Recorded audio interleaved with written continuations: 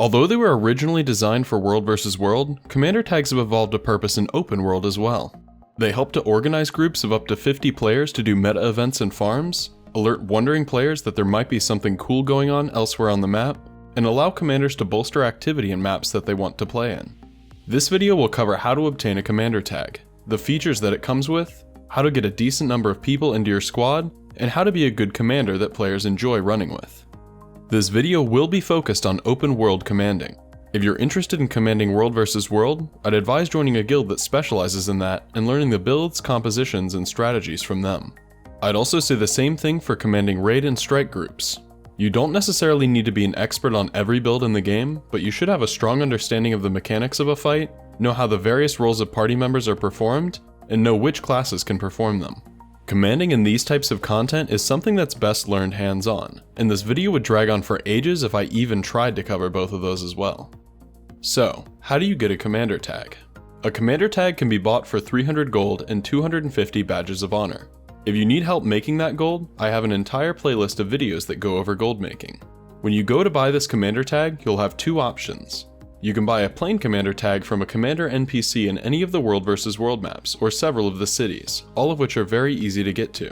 Or you can go a little out of your way to buy a Catmander tag, which is simply a must if you're looking to maximize your ooh-woo ERP energy. To buy the Catmander tag, you'll need to go and make some unfortunately annoying jumps in either the Alpine or Desert Borderlands. I'll link guides in the description for both Borderlands locations where you can obtain a Catmander tag. Once you have one type of commander tag, you can buy the other at half price if you so choose. The only difference is appearance. Both tags function the same and are able to be used across all your characters. Now I'll quickly run through the most prominent features your tag comes with that are useful in open world. You can form a squad of up to 50 players, upgraded from the limit of 10 that you have with a mentor tag, and you can organize these 50 players into different subgroups to either optimize boons or give specific instructions to different players. You can change your tag's color. You can create a squad message that is displayed automatically when players join your squad. You can broadcast messages to your entire squad or individual subgroups, which will then show up in the middle of their screen. You can place bright location markers by pressing Alt and number keys 1 through 8. You can place similar markers over objects and people by pressing Alt, Shift, and number keys 1 through 8. These markers can be cleared by using the same keybinds with the number 9.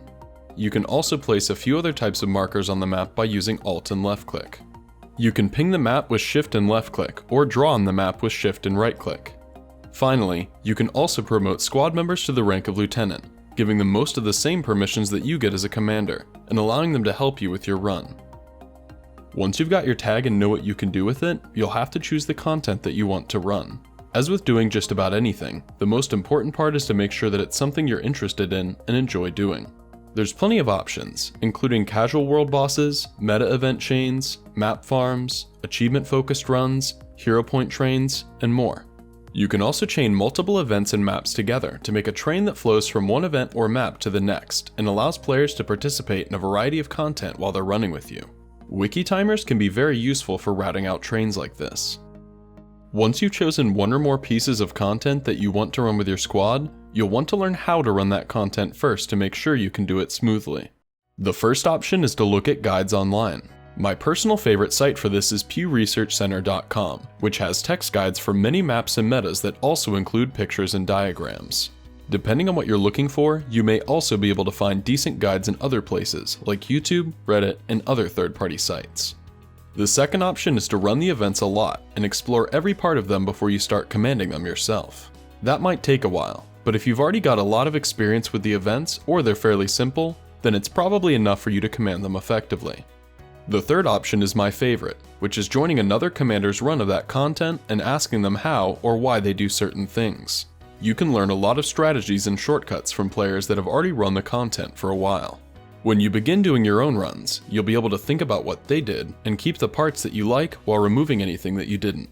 Shadowing other commanders is especially useful for multi-map trains, or more complicated meta events with lots of moving parts. On to recruiting for your squad. While event difficulty will scale with the number of nearby players, things generally do get easier when you have more people in your squad. You don't necessarily need 50 people in your squad at all times, but doing a bit of recruiting can open up more possibilities and also makes your runs more smooth and more efficient.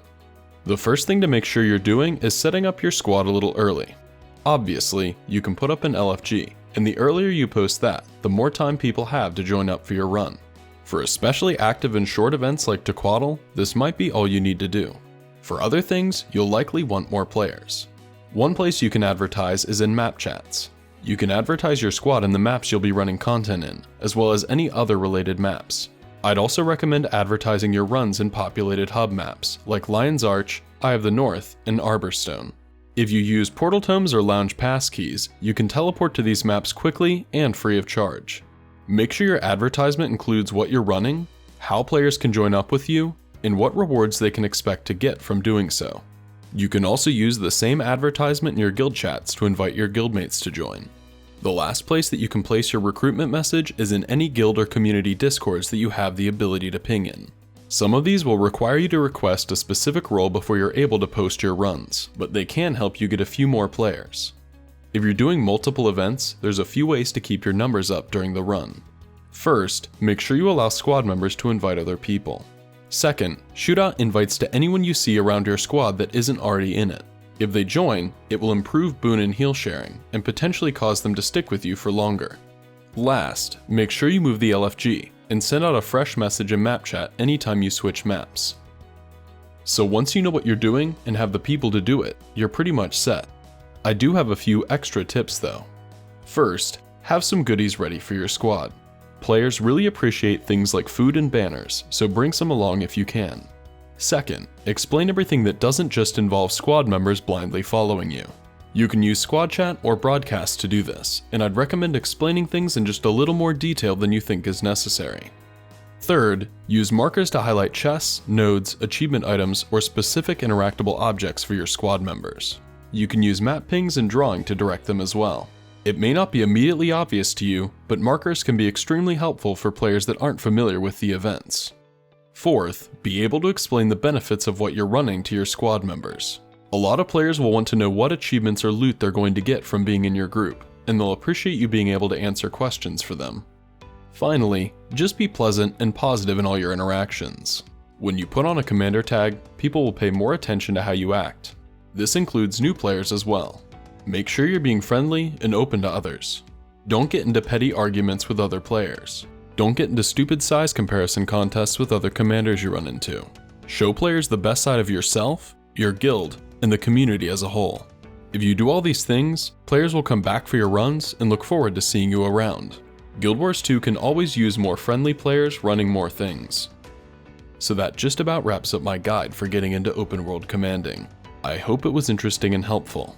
If it was, I'd appreciate you taking the time to give this video a like, and maybe even subscribe for more Guild Wars 2 guides in the future. Thanks for watching.